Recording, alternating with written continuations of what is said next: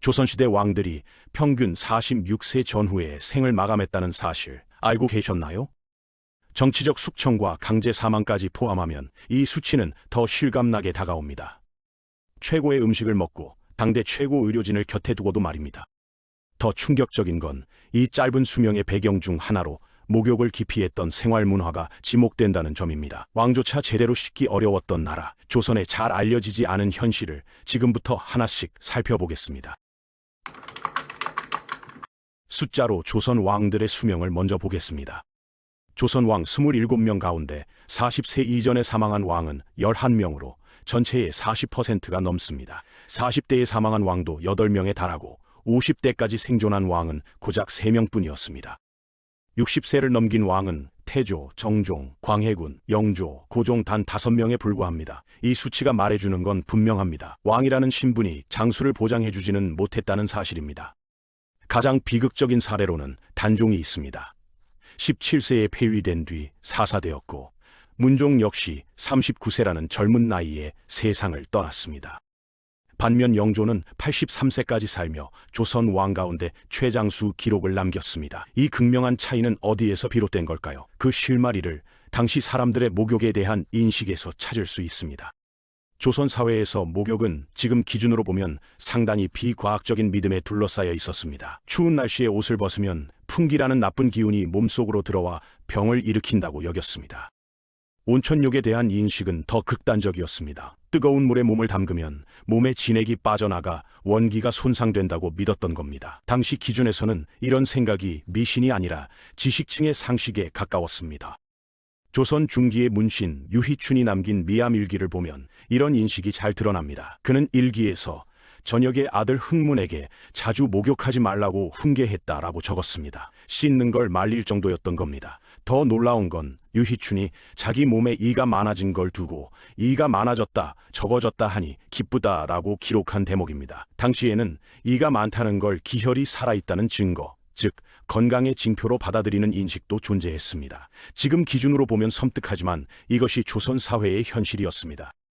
그렇다면 왕은 달랐을까요? 사실상 거의 다르지 않았습니다. 조선 궁궐에는 왕 전용의 상설 목욕 시설이 존재하지 않았습니다. 왕이 목욕을 해야 할 때면 침실 옆 작은 공간에 기름 종이를 깔고 큰 나무통을 들여놓는 방식이 전부였습니다. 이 목욕통은 수백 년 된 큰 통나무를 파서 만든 것으로 향이 좋은 소나무나 향나무로 제작했다고 합니다. 그마저도 유교 예법상 알몸을 드러내는 것이 부적절하다고 여겨져 왕과 왕비는 얇은 비단 천으로 몸을 가린 채 씻는 경우가 많았습니다.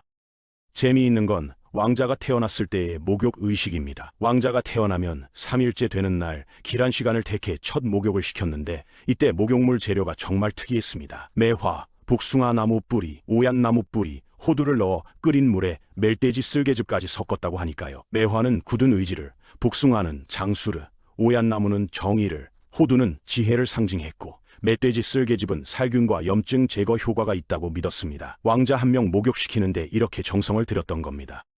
조선의 목욕은 철저히 부분 위주였습니다. 얼굴, 손발, 이 닦기, 뒷물, 머리 감기 정도가 전부였고 그마저도 따로따로 행해졌습니다. 전신 목욕은 언제 했을까요? 음력 3월 3일, 5월 5일, 6월 15일, 7월 7일, 7월 15일, 1년에 5차례 정도가 전부였습니다. 단호에 창포물로 머리를 감는 풍습도 바로 이런 전신세정 의례 중 하나였습니다. 이 날들은 유두라 불리며 계곡이나 냇가에 가서 온 동네 사람들이 함께 물맞이를 하고 머리를 감는 축제 분위기였다고 합니다.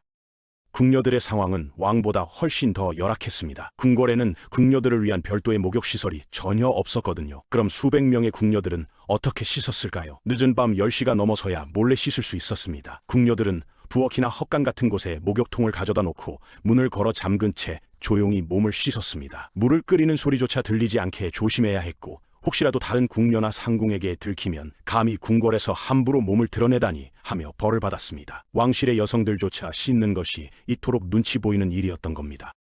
왕비의 경우는 조금 나았지만 그래도 자유롭지 못했습니다. 왕비가 목욕할 때는 유모와 시녀들이 시중을 들었는데 그때도 완전히 옷을 벗지 않았습니다. 조선시대 대갓집 귀수들처럼 엷은 비단이나 무명천으로 온몸을 감싸고 목욕통에 들어가 씻었습니다. 왕실의 최고 여성인 왕비조차 이런 식이었으니 다른 궁녀들의 처지는 말할 것도 없었던 겁니다. 민간의 상황은 어땠을까요? 양반 집안도 크게 다르지 않았습니다. 양반 남성들은 정방이라는 공간을 따로 두어 나무로 만든 큰 통에서 씻었는데 통 안에 들어가기보다는 통 근처에서 물을 이용해 닦아내는 방식이었습니다. 역시 유교 예법 때문에 완전히 벗는 걸 꺼렸거든요. 양반과 여성들은 더 제약이 심했습니다. 혼례를 앞둔 상류층 신부들만 특별히 인삼탕이나 마늘탕 같은 미용 목욕을 할 수 있었는데 그마저도 온몸을 비단천으로 감싼 채 했습니다.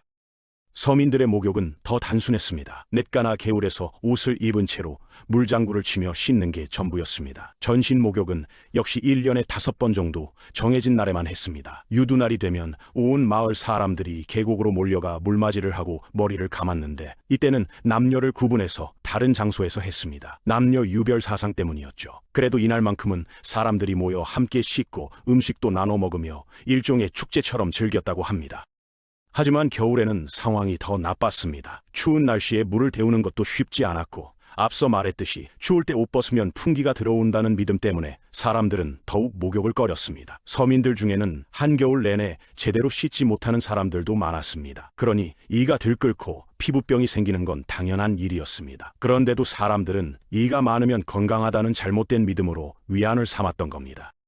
흥미로운 건 조선 이전의 고려시대입니다. 송나라 사신 서경이 남긴 고려도경에는 개경 등 도시 지역에서 고려 사람들이 자주 목욕했다는 기록이 등장합니다. 일부 지역에서는 강에서 남녀가 함께 목욕하는 혼용 문화도 있었고 상류층은 난초나 꽃을 우린 물로 향기로운 목욕을 즐겼다고 전해집니다. 고려 말 충수광의 기록을 보면 향을 담은 항아리 여러 개와 수십 장의 수건이 준비된 목욕 장면이 등장합니다. 고려 사람들은 어린아이의 피부를 희게 하기 위해 복숭아 꽃물로 목욕시켰고 어른들은 난초 삶은 물로 목욕하며 피부를 부드럽게 하고 몸에서 향내가 나도록 했다고 합니다.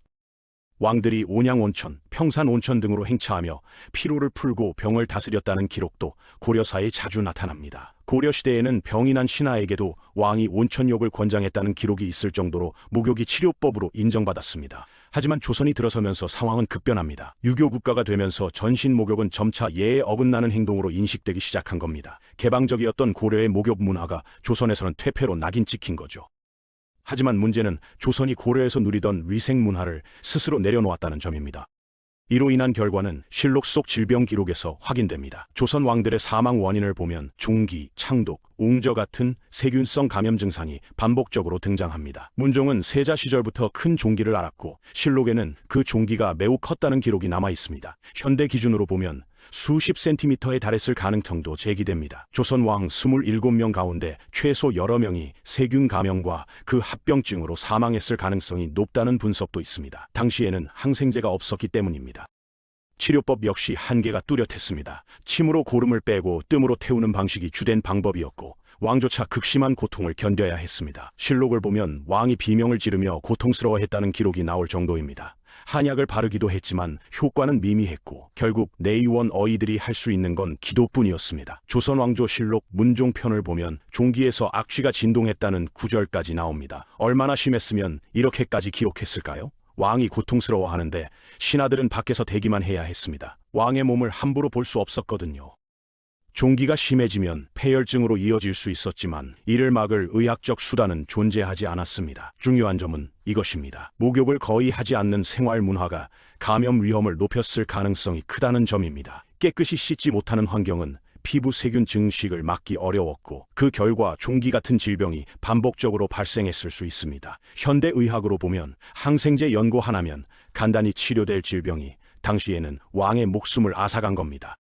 흥미롭게도 이 금기를 비교적 무시한 왕이 한 명 있었습니다. 바로 연산군입니다. 연산군은 당시 기준으로는 상당히 잦은 목욕을 즐긴 왕으로 기록됩니다. 온천수를 궁궐로 끌어들이려 했고 많은 궁녀와 수건을 동원한 목욕이 문제 삼아지기도 했습니다. 비단 수건만 수백 장을 썼다고 하니 고려 충수광의 사치스러운 목욕을 재현하려 했던 걸까요? 중종반정 이후 작성된 기록에는 이런 행위가 사치의 한 사례로 언급됩니다. 목욕 자체가 비난의 대상이 된 시대였던 겁니다. 연산군이 폭군이었던 건 맞지만 목욕을 자주 한 건 오히려 위생적이었던 건데 말입니다. 반면 영조는 온천 치료를 적극적으로 활용한 왕이었습니다. 온양 온천을 여러 차례 찾았고 건강관리에 강한 집착을 보였습니다. 영조는 원기 손상된다는 소리를 무시하고 자주 온천을 찾았어요. 음식도 조절하고 운동도 했습니다. 무엇보다 나는 오래 살아야 한다는 의지가 강했습니다. 왕권을 확립하고 개혁을 완성하려면 오래 살아야 한다고 생각했거든요. 결과는 분명했습니다. 영조는 83세까지 생존하며 조선 최장수 왕이 되었습니다.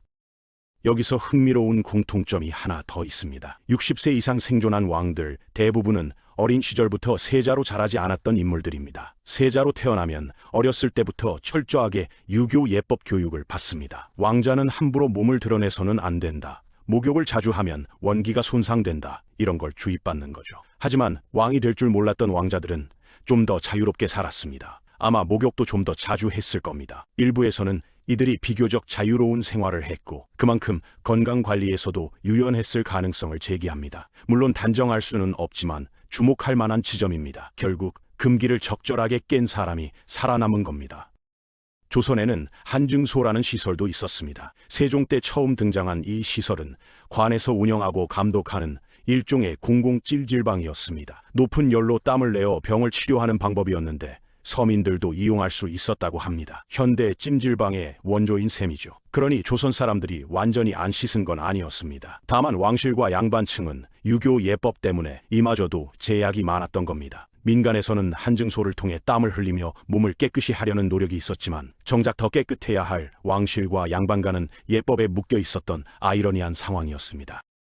조선 왕들의 평균 수명 약 46세. 이 숫자는 단순히 의학 기술의 한계만을 의미하지 않습니다. 잘못된 믿음, 과도한 예법, 그리고 변화하지 못한 관습이 왕의 생명마저 올감했던 결과일 수 있습니다.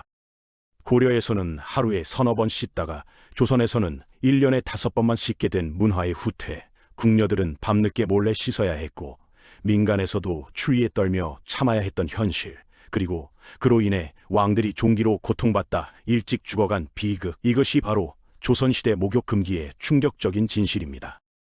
다음 이야기에서는 또 다른 역사 속 반전을 들고 돌아오겠습니다. 영상이 도움이 되셨다면 구독과 좋아요 부탁드립니다.